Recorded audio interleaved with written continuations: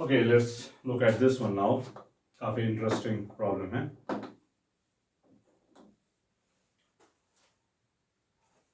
यहाँ पर ये सिस्टम हमारे पास है.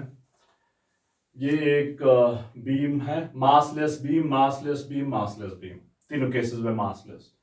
ये यहाँ पर हैंग कर रहा है फ्रॉम द सीलिंग, फिर यहाँ पर ये दूसरा वाला बीम हैंग कर रहा है, फिर यहाँ पर तीसरा वाला बीम हैंग कर रहा है. ये 4 पेंगुइन्स हैं. ओरिजिनल डायग्राम में आप देख सकते हैं कि ये 4 पेंगुइन्स हैं. मैं यहाँ पर 4 बॉक्सेस ले रहा हूँ. 4, everything is in equilibrium. Beams जो है वो आप देख सकते हैं कि हॉरिजॉन्टली ओरिएंटेड है, हॉरिजॉन्टल हॉरिजॉन्टल हॉरिजॉन्टल. ओके, और तीनों केस में ये L, ये 3 टाइम्स L, ये L, ये 3 टाइम्स L, ये L, ये 3 टाइम्स L. आपका M1 दिया हुआ है, आपका M2, M3 और M4 निकालना है. ओके, चलिए पहले हम फोर्सेस सभी ड्रॉ कर लेते हैं. यहां पर M4G, टेंशन T4, यहां पर भी टेंशन T4, यहां पर M3G, टेंशन जो है वो T3, डिफरेंट स्ट्रिंग है तो टेंशन डिफरेंट होगा. यहां पर भी टेंशन T3, सेम स्ट्रिंग, बीच में कहीं पर कनेक्शन नहीं है, मासलेस. यहां पर टेंशन जो है वो हम T से रिप्रेजेंट कर लेंगे. अब यहां पर T है तो यहां पर भी T होगा. ये यहां पर M2G, यहां पर T2, यहां पर भी T2, यहां पर T प्राइम. सो वर्टिकल ये वाली स्ट्रिंग जो है T, T prime, T double prime, ऐसे में जाऊंगा. यहां पर भी T प्राइम, यहां पर M1G,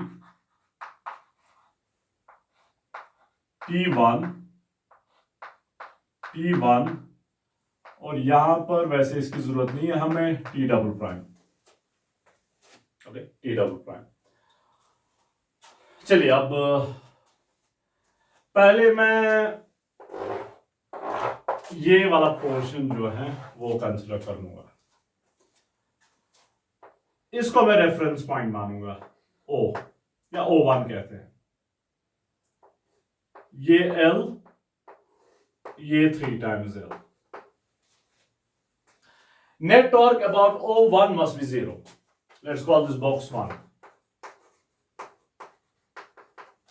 Box 1. So box 1 में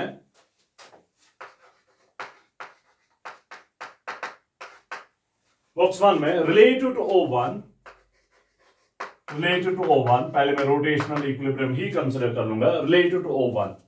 अब O1 के रिलेटिव T का टॉर्क 0 होगा क्योंकि उसी के थ्रू जा रहा है. ये दो का बैलेंस आउट कर लेगा. इंटरनल फोर्सेस है इक्वल एंड अपोजिट, तो इनके टॉर्क्स भी इक्वल एंड अपोजिट होंगे. इन दो का भी बैलेंस कर लेगा. इंटरनल फोर्सेस, इंटरनल टॉर्क्स, वो बैलेंस आउट कर लेंगे. M3G और M4G. M3G जो है वो ऐसे घुमाने की कोशिश कर रहा है, M4G ऐसे घुमाने की कोशिश कर रहा है. तो M3G का कितना होगा, M4G L के बराबर है. ये इसकी line of action of force, और इसके लिए ये line of action of force, तो उसका R परपेंडिकुलर जो है वो 3L के बराबर. इसका टॉर्क काउंटर क्लॉकवाइज, इसका टॉर्क क्लॉकवाइज, दोनों बराबर होने चाहिए नेट टॉर्क 0 होने के लिए. तो M3G का टॉर्क जो है वो R perpendicular L into M3G, L into M3G must be equal to उस साइड से 3L R परपेंडिकुलर के बदले में, और M4G 3L into M4G. L and L will cancel out, G and G will cancel out, so this implies M3 is equal to 3 times M4. M3 is equal to 3 times M4.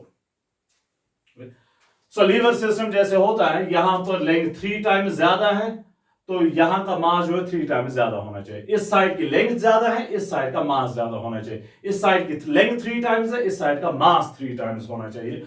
सो अगर M4 जो है M के बराबर है तो M3 जो है that is equal to 3 times M.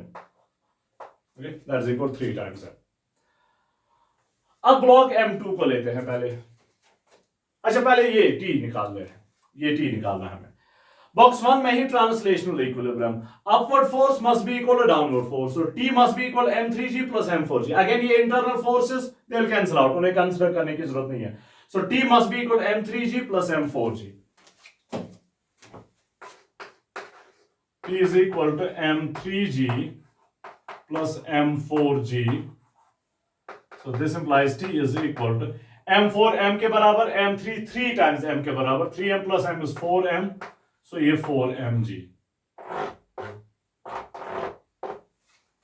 okay, 4mg, और this one 2। अब हम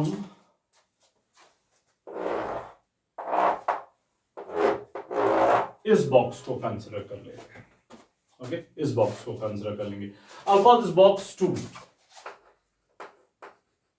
बॉक्स 2, ये रेफरेंस पॉइंट एग्जैक्टली उसी की तरह जो जैसे कि हमने यहां पर किया था O2 में से कहूंगा। अब रिलेटिव टू O2, T2 जो है वो ऐसे टॉर्क प्रोवाइड कर रहा है, रोटेशन प्रोवाइड करने की कोशिश करेगा, और T का टॉर्क जो है वो ऐसे होगा, इसका काउंटर क्लॉकवाइज, इसका क्लॉकवाइज, बराबर होने चाहिए क्योंकि इक्विलिब्रियम है, नेट टॉर्क 0 होना चाहिए। अपोजिट डायरेक्शन तो है, ये काउंटर क्लॉकवाइज, ये क्लॉकवाइज, लेकिन मैग्नीट्यूड वाइज भी बराबर होने चाहिए। सो अगेन ये L के बराबर जो इसके लिए R परपेंडिकुलर होगा, ये 3L के बराबर जो इसके लिए R परपेंडिकुलर होगा। So L into T2 must be equal 3L into T, 3L into T। So box 2 हम कंसिडर कर लेंगे, L into T2 is equal to 3L into T, 3L into T, L and L cancels out, तो T2 is equal to, T हमने देखा 4 times mg है, सो 4 into 3 is 12 times mg, ये T2, call this equation 3, T2 हमें मिल गया, okay. चलिए अब T2 मिल गया, T पहले से ही हमें पता है वो 4 टाइम्स mg है। अब ये T translational equilibrium, T prime must be equal T2 plus T, T prime must be equal T2 plus T, and T prime must be equal to T2 plus T, so this implies T prime is equal to T 4 mg के बराबर है और T2 जो है 12 mg के बराबर है, 12 plus 4 is 16 times mg।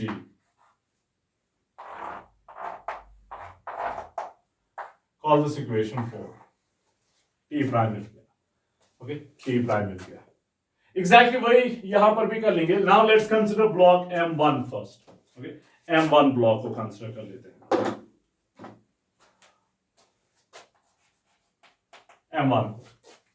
M1 के लिए T1 must be equal to M1g, T1 must be equal to M1g, okay, call this equation 5।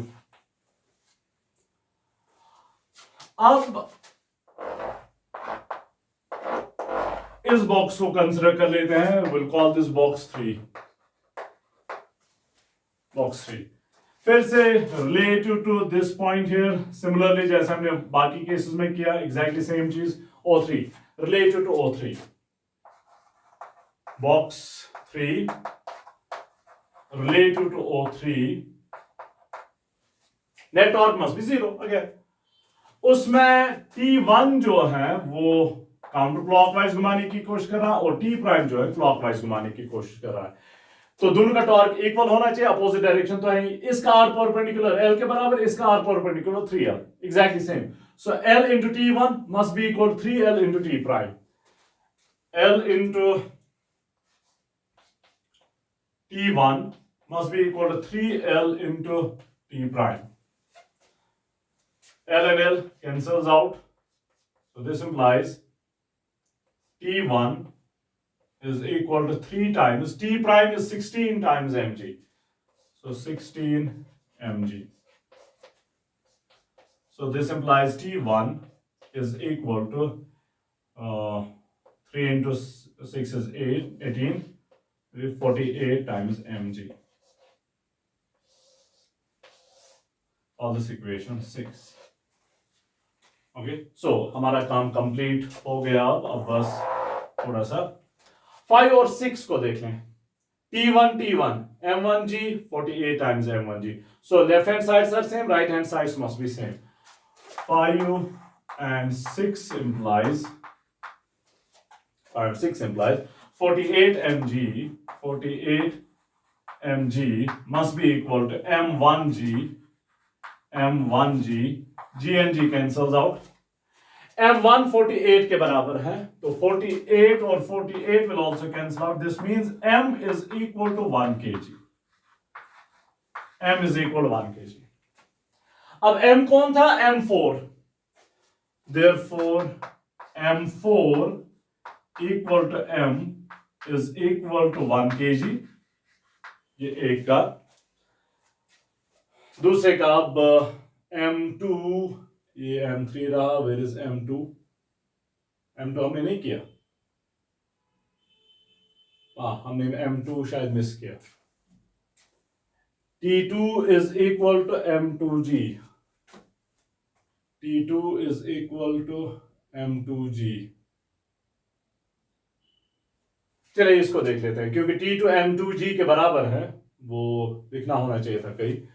So M2 के लिए यहां पर M2 के लिए T2 is equal to M2G, ये इक्वेशन हमने मिस की है। M2 के लिए T2 is equal to M2G. Okay, T2 is equal to M2G. चलिए अब T2 जो है वो 12 times mg है। 12 times mg is equal to M2G. G and G cancels out, तो M2 is equal to 12 times M. Okay, 12 times M. तो यहां पर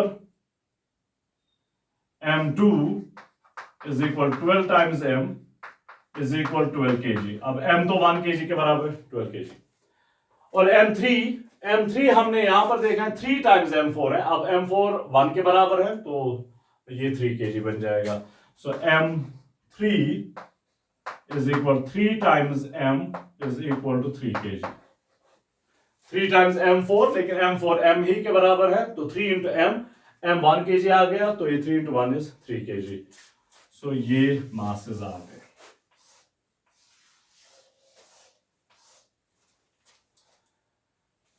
M4 1 kg, M3 3 kg, M2 12 kg, M1 दिया था 48 kg.